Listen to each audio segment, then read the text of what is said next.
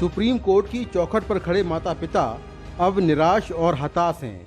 उन्हें कोर्ट के फैसले से गहरा धक्का लगा है। कोर्ट ने इनकी 19 साल की लड़की के अपहरण, उसके साथ गैंगरेप और निर्मम हत्या के मामले में मौत की सजा पाने वाले तीनों दोषियों को बरी कर दिया है।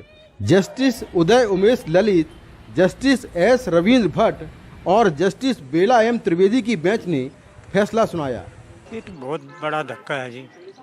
ऐसा है कि यहाँ पर हम न्याय के लिए आए थे और पूरा विश्वास था कि हमें आज न्याय मिलेगा। हमें हमारे जो है लड़की के जो दुश्मन है उनको फांसी के ऑर्डर मिलेगा, लेकिन ये तो न्यायालय ने जो है कि ठीक नहीं किया। हम तो पहले ही मतलब 12 साल पहले से टूट रहे हैं, लेकिन आज तो बिल्कुल ही मतलब कि इतना बुरा है कि मतलब जो भी आ रहा है वो सब कानून व्यवस्था पे आ रहा है कि कानून व्यवस्था अंधा कानून है। क्या आपने हार मान ली है या इस लड़ाई को आगे जारी रखेंगे? अभी आगे जारी रखेंगे। अच्छा। विमर्श करे कोर्ट भी, जज भी। अच्छा। कि क्या हो रहा है, क्या नहीं हो, कहाँ पे गलती हो गई, चूक हो गई जो फाइल पढ़ने में। कि जो जजों ने उनको मतलब 2 कोर्ट से फांसी का ऑर्डर आ गया, तीसरे कोर्ट में कहाँ धोखा खा गए। 7 अप्रैल 2022 को सुप्रीम कोर्ट ने तीनों दोषियों की मौत पर फैसला सुरक्षित रखा था। सुप्रीम कोर्ट को तय करना था कि तीनों की मौत की सजा बरकरार रखी जाए या नहीं। दिल्ली पुलिस ने मौत की सजा कम करने की अर्जी का विरोध किया था। पुलिस की ओर से एएसजी ऐश्वर्या भाटी ने कहा कि ये अपराध सिर्फ पीड़िता के साथ नहीं बल्कि पूरे समाज के साथ हुआ है। दोषियों को कोई रियायत नहीं दी जा सकती क्योंकि उन्होंने वहशियाना अपराध किया है। दलील दी गई कि ऐसा अपराध है जिसके कारण माता पिता बेटियों को सांझ ढले घर के बाहर नहीं रहने देते। दोषियों ने न केवल युवती से सामूहिक बलात्कार किया बल्कि उसके मृत शरीर का भी अपमान किया। वहीं तीनों दोषियों की ओर से अदालत में कम सजा की मांग की गई थी। दिल्ली के छावला इलाके में रहने वाली 19 साल की लड़की 9 फरवरी 2012 को उस वक्त घर के पास से अगवा कर ली गई जब वो काम से वापस लौट रही थी। बाद में पीड़िता का शत विक्षत शरीर हरियाणा के रेवाड़ी में एक खेत में मिला था। उस पर कार के औजारों और अन्य चीजों से बेदर्दी से हमला किया गया था।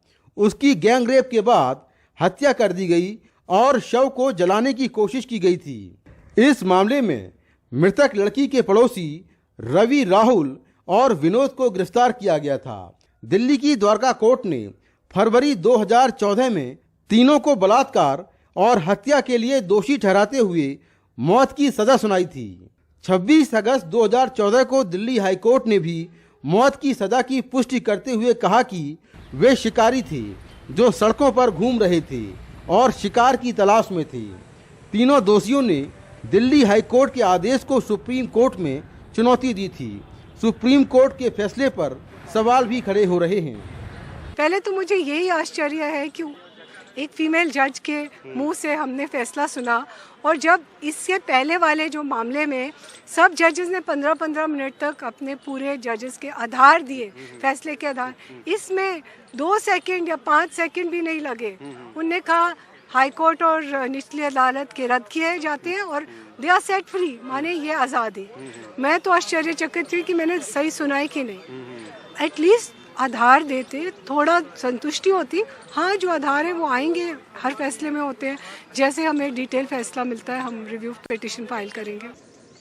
पीड़ित परिवार को डर है कि कहीं आरोपी जेल से छूटने के बाद उन पर हमला न कर दें। हालांकि एनडीटीवी को पहले दिए गए एक इंटरव्यू में चीफ जस्टिस यूयू ललित ने कहा था कि फैसले भावनाओं के आधार पर नहीं, तथ्यों के आधार पर होते हैं। अभी आपने इमोशंस और फैक्ट्स की बात जो बोली ना, तो ये जो है हमेशा हमारे सामने जो आते हैं वो हम फैक्ट्स के तौर पे ही देखते हैं। उसके पीछे वाला जो रुख है ना कम्युनिटी, हाँ, जो इमोशंस है या कम्युनिटी है या किसी का कास्ट है, क्रीड है या उसका स्टेशन इन लाइफ है, दैट बिकम्स कंप्लीटली इमटेरियल। पिछले 10 सालों में पीड़ित परिवार ने इंसाफ के लिए तरह तरह की परेशानियां झेली। यहां तक कि पीड़ित परिवार ये बार बार कहता रहा कि लोअर कोर्ट में सुनवाई के दौरान दोषी उन्हें लगातार धमकियां देते रहे। जब लोअर कोर्ट ने दोषियों को मौत की सजा सुनाई तब दोषी हंस रहे थे। लेकिन ये मामले का एक पहलू है। दूसरा पहलू ये है कि पुलिस की जांच में जरूर कुछ खामियां होंगी, जिसके चलते सुप्रीम कोर्ट ने दोषियों की सज़ा कम करना तो दूर उन्हें बरी कर दिया।